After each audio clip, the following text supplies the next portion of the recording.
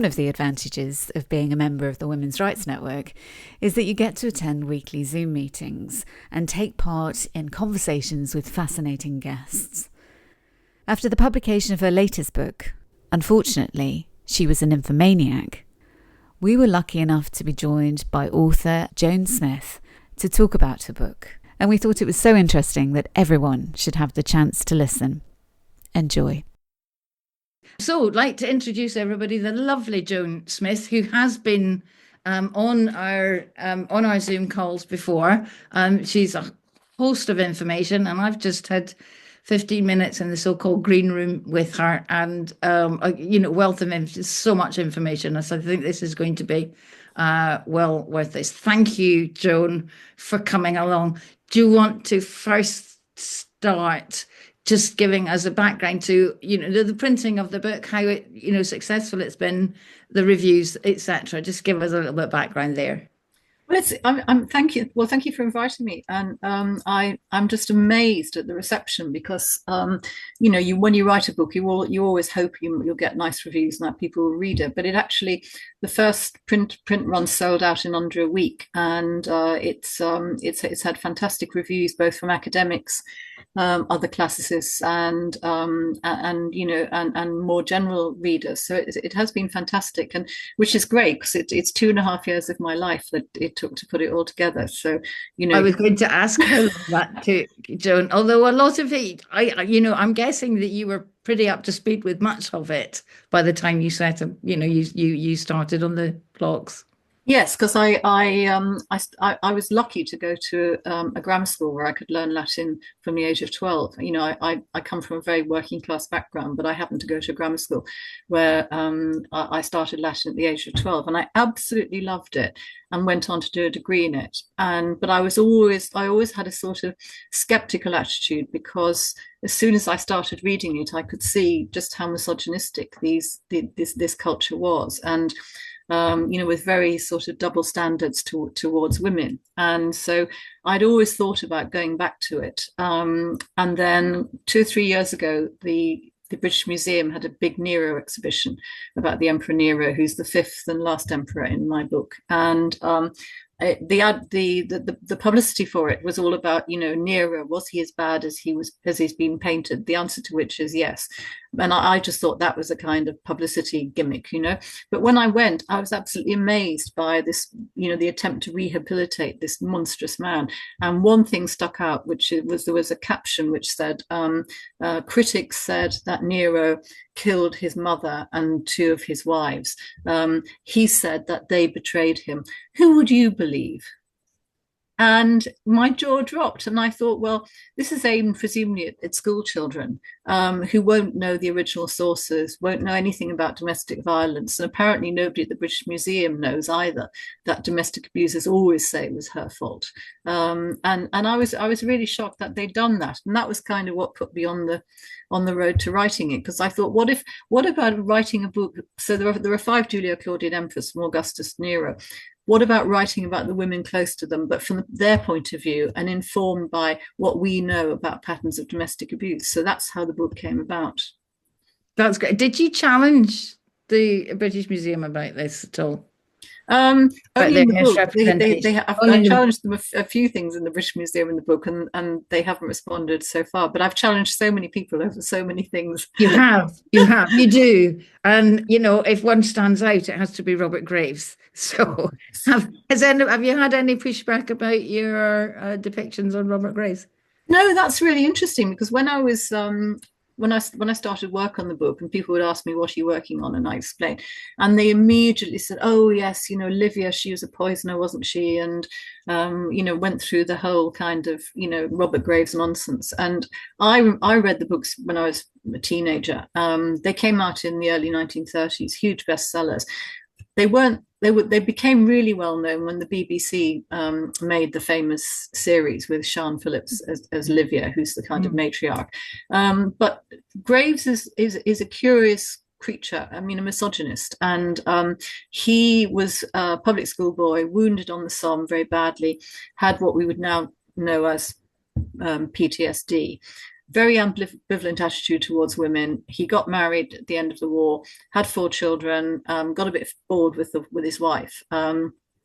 And he came to live in West London, in fact, very close to where I live now. And he put the wife and 4 children on a barge on the river, which I can tell you is very cold at this time of year. And he moved his. So he exiled them, in effect. Yes, he did. Yes. And he moved his mistress, an American poet, into a top floor flat just behind where I live now. And then she took a lover. So there's a kind of ménage à quatre. And there's this extraordinary scene in April 1929, I think it was, where the 4 of them stay up all night. I assume they had a babysitter on the barge. Anyway, the 4 of them stay up all night arguing about who's going to leave who and whatever. And as dawn breaks, the lover, Laura Riding, throws up the window to the garden and threatens to throw herself out. And the other 3 don't believe her, but she does. And she falls 4 stories into the garden. And Graves runs down a flight of stairs, throws up the landing window, peers out, sees that she's moving, and jumps out on top of her. He isn't very badly injured, presumably because she broke his fall. She is quite badly injured. She breaks her hip, 3 of her vertebrae, almost loses an eye.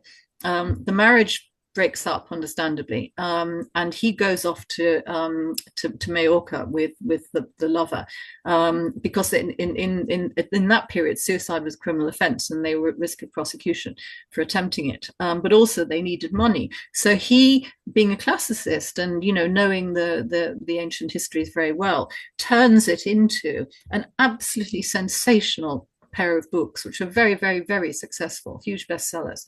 He made, probably in modern terms, about £350,000 from them and solved his financial problems.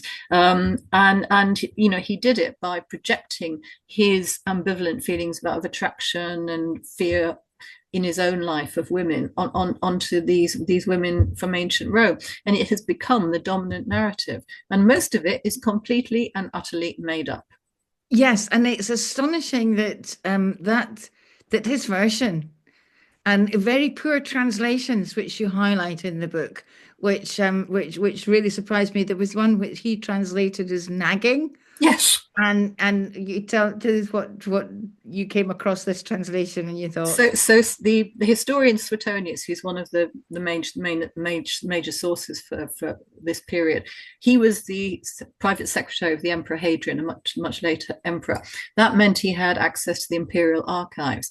So he read and he quotes from key documents. He reads Mark Antony's letters to Augustus, things like, he quotes from them. He also reads Augustus's account of his own life, and he says, he quotes Augustus and says, Augustus wrote that I had to divorce my second wife Scribonia because I couldn't stand her nagging.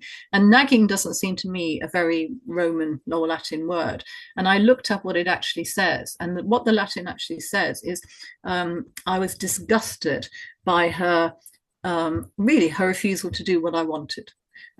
Which is a very different thing. And there's no mention of nagging, no sense of that at all. It's actually because the second wife was pregnant with what turned out to be Augustus's only child, Julia, and she got fed up with the fact that her husband was having affairs left, right, and centre, and she dared to say she didn't think that was all right, and that turns in Graves's head into she's the typical nagging wife.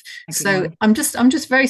That's actually, if you want to read an English translation of Suetonius's 12 Caesars, that's the current translation, is by Robert Graves, and it's very distorted.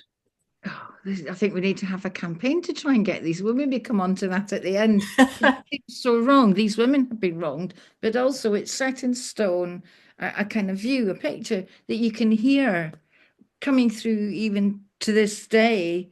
The attitudes, is this where the attitudes really started and really developed? That's why I wrote the book, really. I mean, partly to rescue the women, but also because these are the first women in Western history where we know their names, we know what they looked like because they appeared on coins, and there are statues of them, there are little cameos of them which are very lifelike. So we know who they are, what they were called, and we know what happened to them. And what happened to them was shocking, terrible. So I've written about 23 women in the book, and I think think about 5 died of natural causes. But what comes over and over again is victim blaming, which is something that's going on to this day. And the title of the book comes from I've been up and down to Rome. I mean, I'm very lucky to be able to do that, to do research. And I was in the Palazzo Massimo, which is one of the great museums in Rome, and an Italian guide that came in with an English party, and he started describing the early history of this period. And he said Augustus was the first emperor, and he was married to Livia, and she was the first empress. They were married for more than 50 years. They loved each other very much. And at this point, I'm like, not sure about that. But they never had any children together. And he said, in fact, Augustus only had one child with his first wife, and unfortunately, she was a nymphomaniac. So I'm not somebody who kind of remains silent, as you can imagine. So I said, excuse me. And I said, first of all, Livia was not Augustus' second wife. She was his third. You've left out his first wife, Claudia Pulchra, who's very important because she's the stepdaughter of Mark Antony, so his great rival. And secondly, Julia was not an nymphomaniac. And this man looked at me in a very kind of supercilious way, and he said, it's in the sources, Signora. So I said, yes, I am familiar with the sources. And I think you're referring to Seneca's essay, De Beneficiis, where he says that although Augustus' daughter Julia was the most recognizable, well-known woman in the Roman Empire, a Roman version of a celebrity, in fact, that she was so sex crazed that she left the palace, sneaked out of the palace every night, went down into the forum and had sex with every passing barman and gladiator. He looked at me and I said, do you really think women behave like that? And he said, well, maybe the sources exaggerated. And I said, no, it's more than that. It's actually seeing it through a lens of misogyny. And I went on to point out that Julia had 5 children with her second husband, Agrippa. She had one with her third husband, Tiberius, who unfortunately died. And the marriage then breaks down almost immediately. And Tiberius goes to live in Rhodes, just leaves her behind. And she's on her own in Rome for 6 or 7 years. Without a husband, supposedly having all of this sex, and she never gets pregnant again. And I said, so how do you think she did that? And he was getting quite annoyed by this time. And I realized the whole room had gone silent in the museum. And everybody was listening. So I said, listen, I'm writing a book about all this, so I'll leave you to it. And he was quite annoyed, and he said, I look forward to it, he said through gritted teeth. And I said, oh well, you'll learn a lot. I actually went back there about 6 weeks ago when I was in Rome and hung around. I was hoping another one might appear. So I could correct somebody else, or the same one would come back, but no sign of them. Carry around your book with you, and how this might interest you. Yes. But that accusation of sexual impropriety is seemed to have been commonplace. Yes. It was an easy one, I guess, and I suppose it didn't have to be proven. You had to just accept it as the word. Well, did that happen throughout society, or was it just with the those few at the top? Well, these are the women that we know about, because and one of the things I say in the book is, if this is what happened to elite women, you can imagine what it was like to be any other sort of woman, particularly a female slave, because we know that prostitution was rife in a city like Rome, also in Naples, Pompeii, places like that. They all had big transient populations of young men, soldiers, sailors, visitors from other places. So big business prostitution.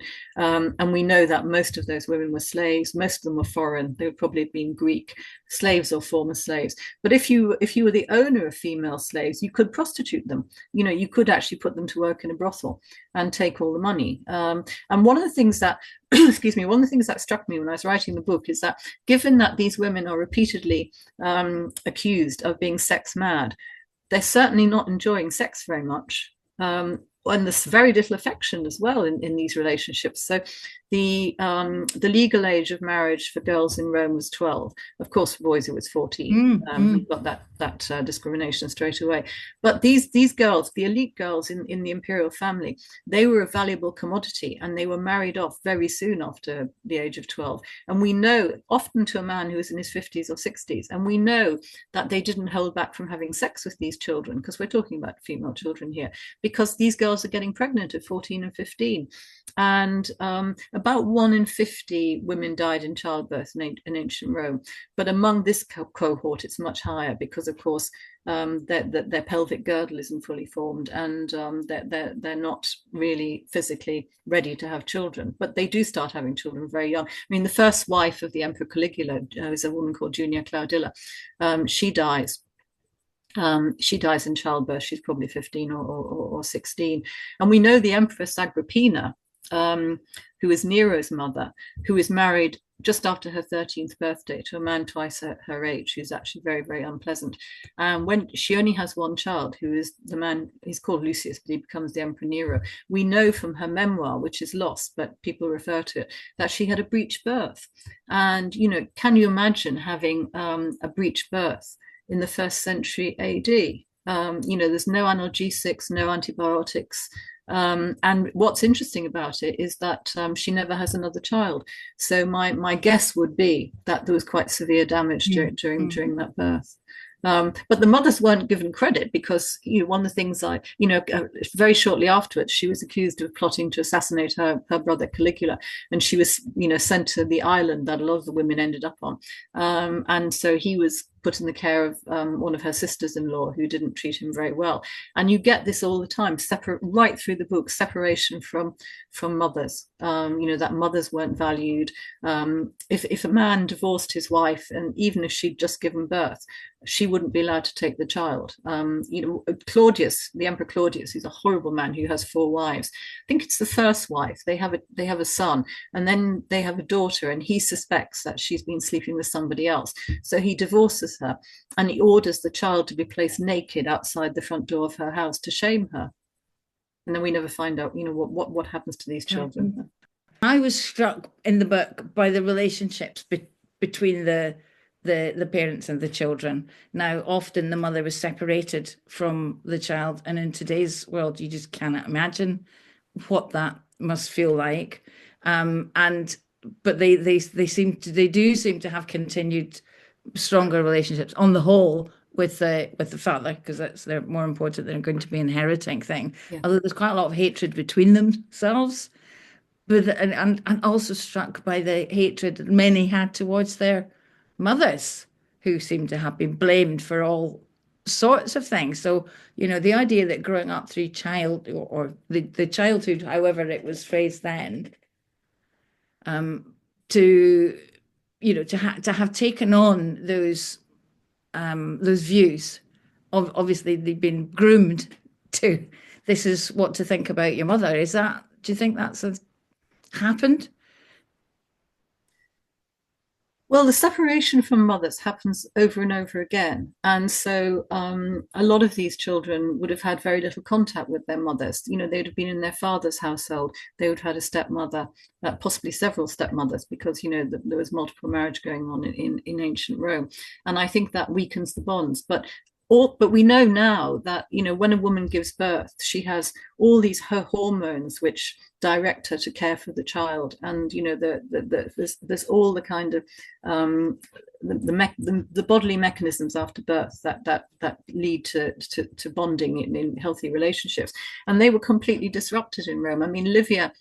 But when Augustus' only daughter Julia, when she is born, her mother is immediately thrown out of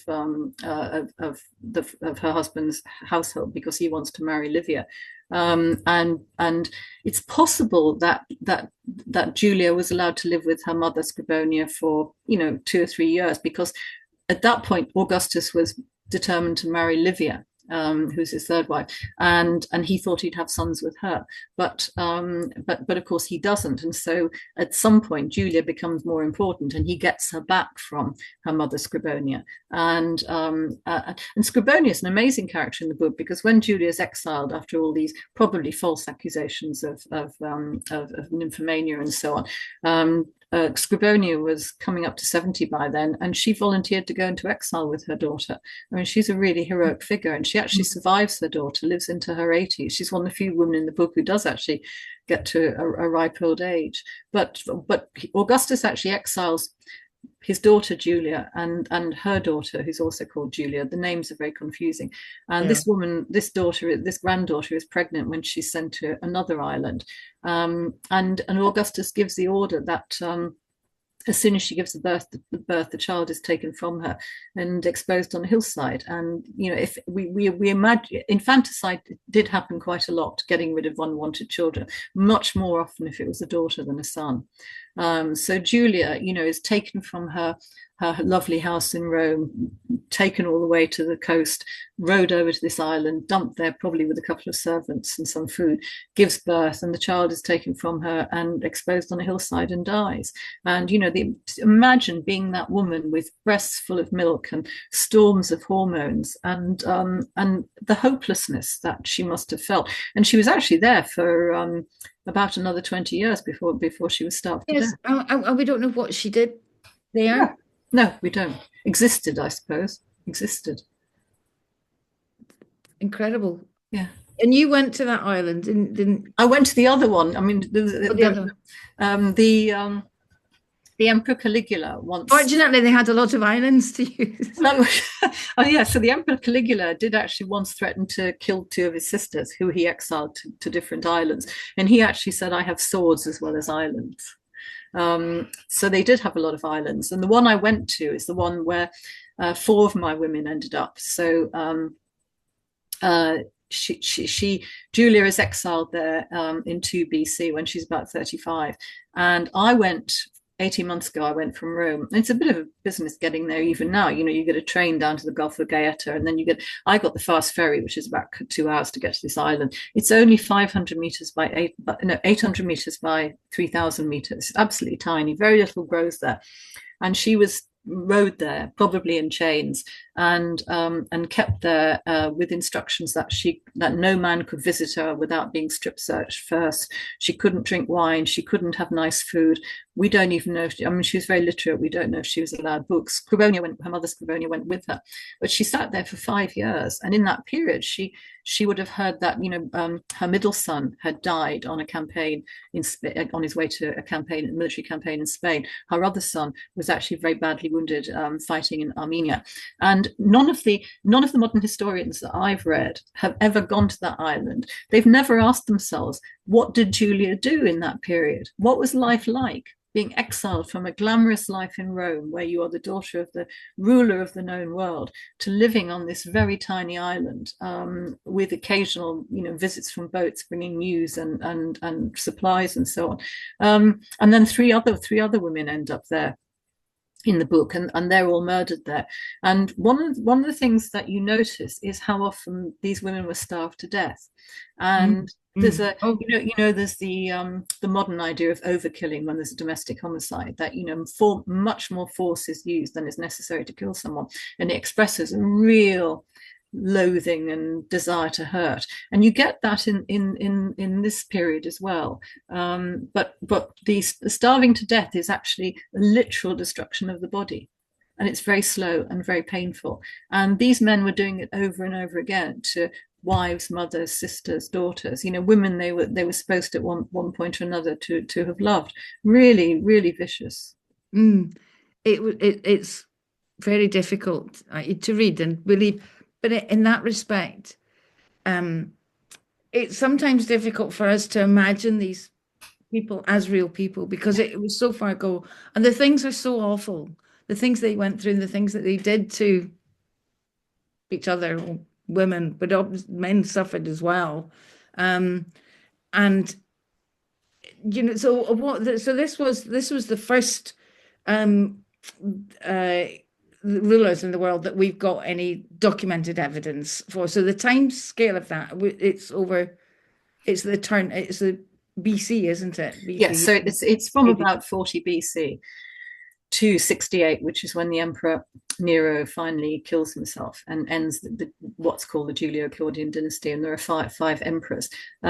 So it's a period of just over 100 years, and there's a huge sea change goes on, because you have the assassination of Julius Caesar, who's made himself into a dictator. Until that point, Rome had been more or less a republic, and you then get years of civil war while his successors fight for supremacy, and that is a battle in which his great nephew Octavian comes out on top, and he takes in 27 BC he takes the title Augustus, and he then becomes the ruler of the known world.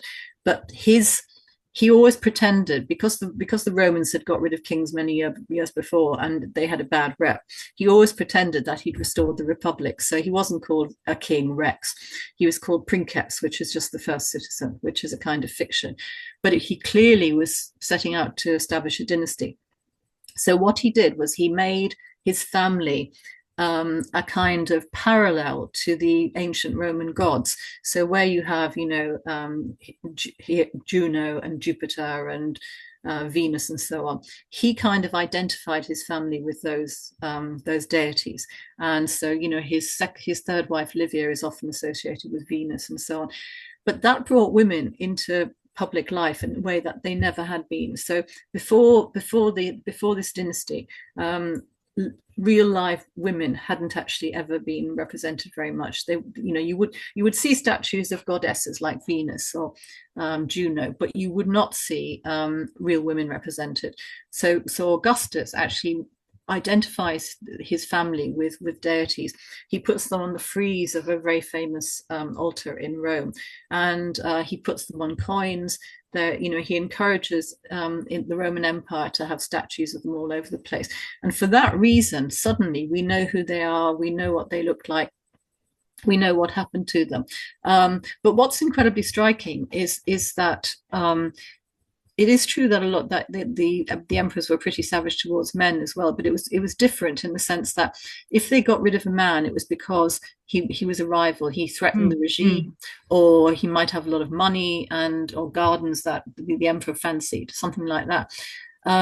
There were men who had a claim to as much a claim to be princeps as Augustus or Tiberius, and they dealt with them in a pretty brutal way. The women were visible, but they weren't powerful. And they could have been, a Roman man could divorce his wife very easily. The empress could have sent them off to live on a, perfectly comfortable existence on a farm somewhere with guards. But that wasn't enough for them. They wanted them to suffer. That's the extraordinary thing about this. And that comes across, actually. It does. Yeah, it comes across in it. So, right, well, we'll leave now. Vicky, have we got some questions? Yeah, I got quite a lot of questions. Okay, take it away. The first question is, how hard was it to find the real stories of these women? Well, that's very interesting because they're there. They're not the ostensible subject. So Suetonius's History of the 12 Caesars, it runs chronologically, starting with Augustus. Well, it starts with Julius Caesar, but the women are there, but they're not at the forefront. And so what you have to do is read very carefully between the lines to work out, a timeline of what happened to these women.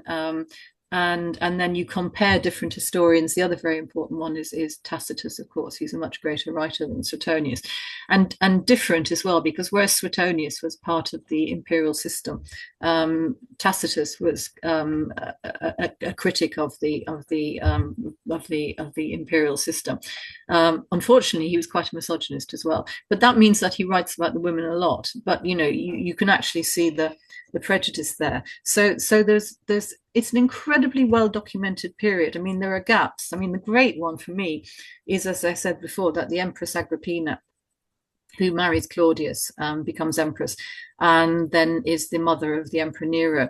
She wrote her own autobiography, And, you know, it would be absolutely fascinating to see what she had to say as the sister of Caligula, the wife of another emperor, the mother of another emperor. And of course, it's gone. We don't have it. But we do have glimpses of it because it was around in the 1st century AD, and these historians did read it and they quote it occasionally. But I mean, what a loss! If only we'd had. And of course, it didn't survive. I mean, I'm sure it was a very explosive document, so we don't have that.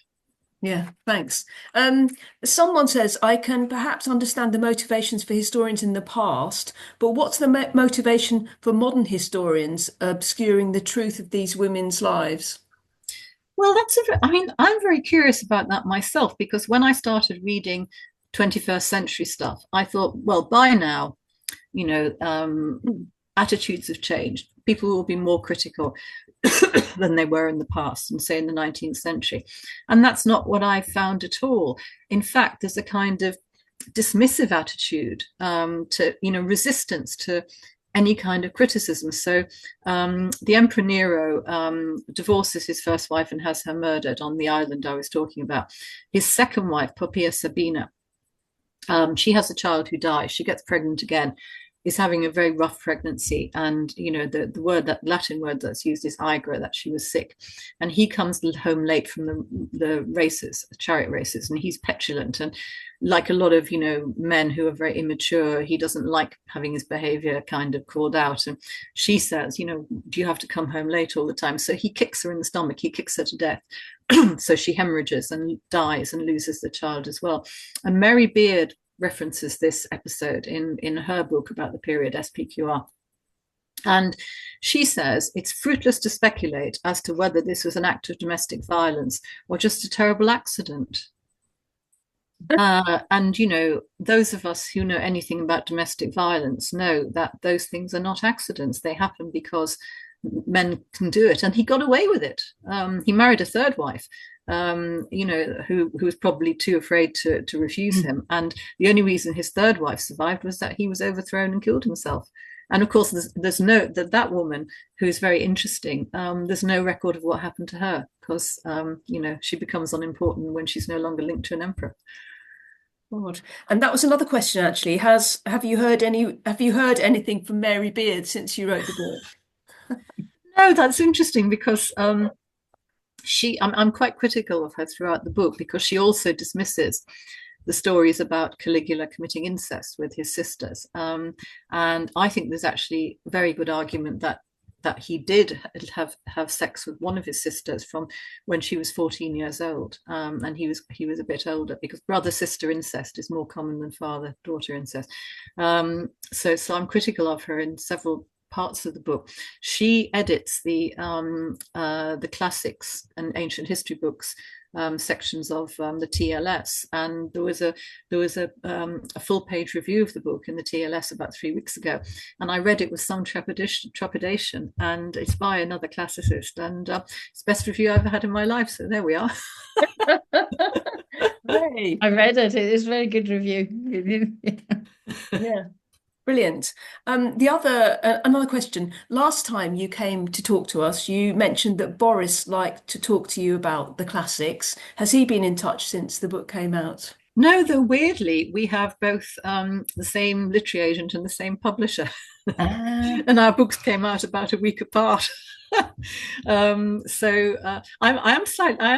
is going through my mind that there's a list of people I might send the book to, and I was actually thinking about thinking of sending one to Boris.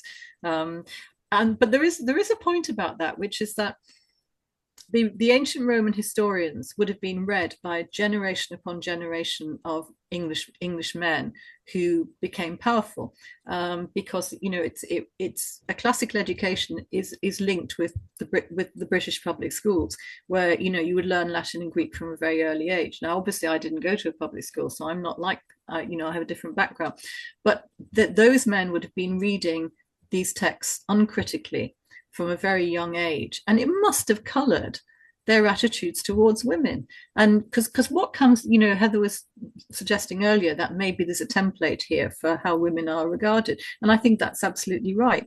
And I remember somebody saying to me, oh, I don't know why you're bothering to write about these women. I think you'll find they gave as much as they got.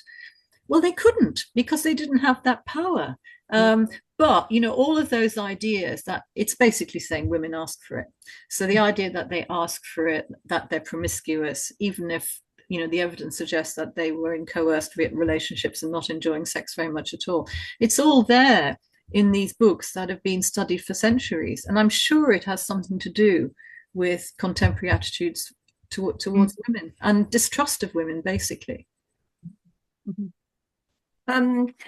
The next question is, were women treated any better at the time in other countries? In Greece or... Oh, no, Greece was not a good place to be a woman. So if you basically, you know, if we talk about Greece, we're talking about ancient Athens.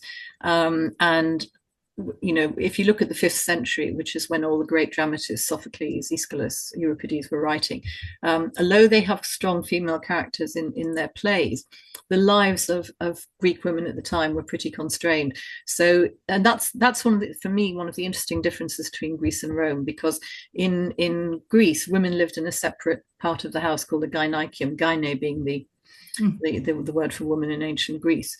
So there was not that much intermingling of the sexes, and you know, the women didn't have the vote. They didn't really have much in the way of public life at all, and that's the great contrast with Rome, because once the imperial family starts being presented, these women, you know, effectively what Augustus does is he makes women public figures, which they weren't very much in the Republican period.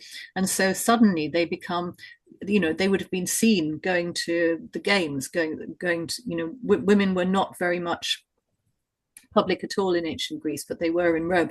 So the royal family, the imperial family, they wouldn't call themselves royal, would arrive at the games. You know, the women would come with their male friends and their women friends, and the emperor they'd all sit together, and people would recognize them and so on. So they do suddenly become public figures. And in fact, Juvenal, the satirist, who famously wrote an attack on women and marriage, in one of his satires, the one against women, he complains and he says, you can't go to a dinner party in Rome these days without some woman coming sitting next to you and telling the general opposite her exactly what he did wrong in his last campaign, or comparing, you know, Homer and Virgil, and that's taken to be a reference to Augustus' daughter Julia, who was very well educated. So there is a big difference between Greece and Rome, and it's about whether women are kept in a private life or in public life. But obviously, there are drawbacks to being in public. The next question is, were there any women who bucked the trend of being abused in this way? Well, they all tried, you know, to one degree or another. And I think by the time you get to the Empress Agrippina, who is Augustus's great granddaughter and the mother of Nero, she, by then, I mean, when you look at her, what happened to her, she's like, I call her the last woman standing in the book. She's almost like the survivor of a protracted civil war. You know, her own mother was blinded, exiled, died of starvation on one of the islands. Her grandmother was starved to death by her ex-husband. One of her sisters was murdered. You know, her aunt was murdered. I mean, absolutely extraordinary death toll. And I think, and as I said earlier, she's married off to this very unpleasant man just after her 13th birthday. And I think, you know, the emotional scars that she must have grown up with, and I think she probably learned to cauterize her feelings. You know, it's one of the responses to trauma is to actually close everything down, and she becomes, I think, able to calculate her own advantage. So she has the horrible first husband, but he's a lot older than her, and he dies. She then sort of more or less has some choice in her second husband, who's a very erudite man, again older than her. When he dies, he leaves her a lot of money. She then does an extraordinary thing, which is that she asks her uncle, who's the emperor, if she can marry a man called Galba, who is a very bad choice. He's a Roman general, and a very successful Roman general. But there are two problems with that, which is, one is that he's married, and the other is that he's gay. And his mother-in-law is so offended by this request from Agrippina that she walks up and slaps her in the face in public, which is a very unusual piece of behavior for a Roman woman. But she then sees an opportunity when her uncle Claudius murders his third wife, Messalina, and then decides he wants a fourth wife. And she presents herself as a candidate. Now, nobody in their right mind would want to marry the Emperor Claudius. He's a man who's already disposed of 3 wives, 2 of them very unpleasantly, 1 by murder. He has terrible personal habits. The descriptions in Roman history are extraordinary. So he eats and drinks himself insensible every night. And then he passes out, and a slave would put a feather down his throat to make him vomit so he could wake up and start eating and drinking again. And he's sex mad. A number of the women in my book are described as nymphomaniacs, which they aren't. But if anybody's a glutton for sex, it's him. And Agrippina, who by all accounts is quite an austere human being, she goes into this kind of mode of hanging on his arm and caressing him and so on, and manages to marry him. And that makes her empress. She's the first really co-equal empress of Rome. And there are amazing descriptions of her arriving with Claudius at public ceremonies, wearing a cloak made of gold threads in the Greek style, drawing every eye. She was allowed to sit on a platform with her husband when he received foreign ambassadors. She was allowed to attend meetings of the Senate. Of course, that didn't go down well with the ancient Romans, who thought that this was very unwomanly. And when her husband dies, when Claudius dies, of course she's accused of murdering him, though I don't think she did. But she's maneuvered her son, Nero, to become the next emperor. And of course, what she doesn't realize is that once she's given him all this power, she loses all her own, and she ends up being murdered by him. So the regime becomes involved in you actually have it ends virtually with a matricide, but it's not very surprising given how badly these emperors have behaved until then. But I think she's quite an admirable character.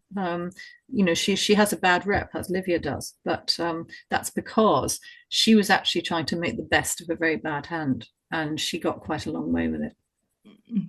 Great. Thank you. Someone has written that they're on chapter 7. Am I likely to come across any decent men in the book? Oh, crikey. No. In my view, no. It's very hard to think of any. Wait till you get to Nero. Yes, exactly. Yeah. And it would be nice to think, as I said earlier, it'd be nice to think that some of these women at least were having some good sex along the way. But, there's very, very little evidence of it, I'm afraid. Okay. Can you tell us what your next project's going to be? Oh God, people keep asking me that, including both my agent and my publisher. It's very hard when you're in the middle of doing publicity for a book to think about the next project, because this has really it's taken up all my mental space for 2.5 years. Part of me would quite like to write a memoir, going back to my own childhood. I'm quite open about this. I had a very abusive mother, and unusually, I had a wonderful father and a really awful mother, and I think it's largely thanks to my father that I survived. But I wouldn't want to write a misery memoir. Part of me thinks I should write another novel. I'm hoping my mind will clear after Christmas. I'm on Woman's Hour on talking about the book on the 30th of December. Fantastic. And I'm hoping after that my mind will clear and my next project will appear in front of me. Fantastic. I had a thought. I think you should write Claudius version 2.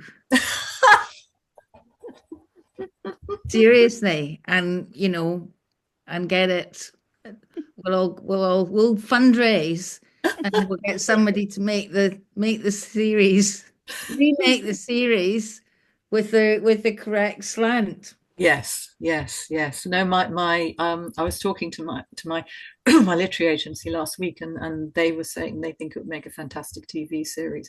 I mean, Good. because actually you can go to the places where these women lived. You can see the houses they lived in. You can see the decorations on the wall. You can get a sense of what their taste was like. You know, how literate, and their love of nature and beauty and so on. It's a very visual set of ideas, I must say.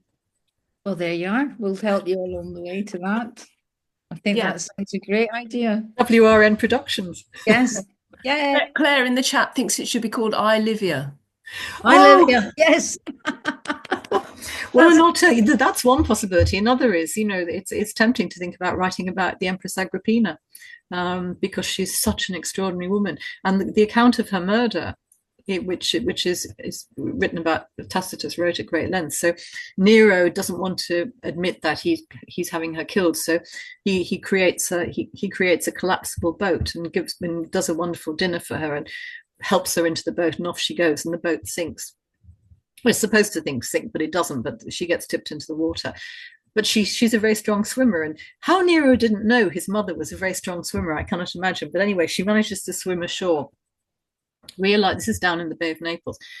She realizes that it's an assassination attempt prompted by her son. So she sends a messenger to say, great news, your mother had a terrible accident, but she survived and she's just resting, and, she'll be in touch.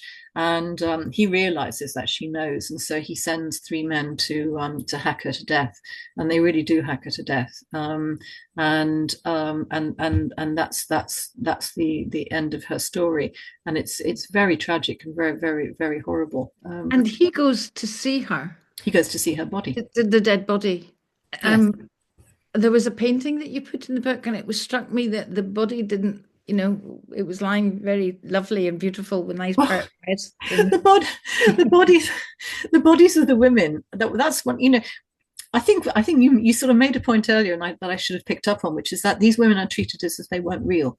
They're treated as if they're kind of mythological figures. They don't feel pain like we do. And in fact, I think the painting you're thinking of is the one of the Empress Messalina after she's been murdered. That's it. And she's lying there, and of course her top has come undone, so you can see her breasts. I mean, a lot of these death scenes are an excuse to paint a semi-naked woman, and in that sense, there is I should have said this earlier. There is a pornographic element to all of this. Yes. That these stories are told not just because they're lurid and exciting, but because they're sexually exciting. And so the Juvenal's fantasy about the Empress Messalina working in a brothel, getting out, slipping out of the palace every night, and she goes down, she has a pimp and a brothel, and she paints her nipples gold and everything. It's an absolute pornographic fantasy, and that's one of its purposes. And it surprises me that contemporary historians don't seem to have noticed that either. Well, and the idea is a bit of a male fantasy to have a female that can never be satisfied. The nymphomaniac. Yes. I was on Andrew Doyle's program a few weeks ago and talking about Messalina, and I said that. So the Aubrey Beardsley, we've got there's a very beautiful statue of Messalina with her little son Britannicus in the Louvre, very, very stately, very beautiful. She's very young, and Aubrey Beardsley does these 2 terrible drawings of her, one setting off for the brothel and the other one she's coming back. And in the one coming back, she's this blousy middle-aged woman, with her breasts hanging out. I'm sure women did walk around Rome all the time with their breasts hanging out, and looking really cross. And it's I think it's in the V&A, and it says, Messalina returning unsatisfied from the brothel. And the reason she's unsatisfied is that she's a nymphomaniac, and no matter how many men she has sex with, and it actually, the Latin in Juvenal's fantasy does actually refer to her having an erect clitoris, and he uses the word tentago, which is usually the word for a male erection. So basically she's coming back cross because she's got a throbbing clitoris. I mean, this is pure fantasy, and yet it's repeated again and again and again as though it really happened. And this is a woman who ends up murdered. Pure male fantasy. I don't think it's fantasize on that. Gosh, that's and it leads. Well, it leads me to. We'll wrap up now. It's been really interesting. Somebody said, and I think this was a point that I was going to make, because I googled the book once just to see what reviews you had coming through. And I was struck that the third suggestion that came up on Google was some website that takes you to the 12 most famous nymphomaniacs. And I looked at that, and it appears that it's all the silver screen goddesses, the Marilyn Monroes, Joan Crawfords. They're all nymphomaniacs. Yes. Like we talked about, unsatisfied sexual needs. And somebody put in the comments at the beginning that the discussion was reminding them of the current efforts to discredit Nancy Mace, with a headline inferring she'd been in an orgy. Absolutely. So it's, this is still used to denigrate, and it with no evidence whatsoever, and very difficult to defend oneself, Yes. particularly if it's half a decade later you're being slandered like this. Yes. It's just one other thing that is used against us. Yes, yes. And, that was part of the point of writing the book, that what's extraordinary is these are women who were forced into sexual relationships with men they hadn't chosen, men often chosen by their father. And there's something a bit sinister about, these are men deciding who their, men in their 50s deciding who their 14-year-old daughter is going to have sex with. Is quite creepy stuff. But then it's the women who are blamed for everything. Extraordinary. And that's where we are. Not much changes. No, exactly. Well, it's been absolutely fascinating. We want to know what you do go and do. Yes. I will be contacting you separately to arrange, because I think I told you earlier, one of our members is buying the book for their son for Christmas. So I'll buy you coffee in return for a signature on that. Thank you for inviting me. I mean, I love talking about this, as you can see. We can, and that's why it's so fun for us. It's so good for us to listen to, because you enjoy it so much. It's your passion for it really comes through, and you explain it and talk about it in a way that's really accessible to people like me, who I am. I am new to that world, really. I mean, the most I did, I think my father had a book on myths and things, and I think I used to look up some of the pictures of the ridge statues, bare bottoms, and I've got a vague memory of doing that when I was young. But I'm grown up now, I don't do that anymore. So thank you so much, Joan. Thank you. We'll keep in touch, and we'll get you back again, because you're a really great and interesting guest to have on. Thank you very much, and thank you everyone for listening. Thanks everyone. Bye for now. See you soon.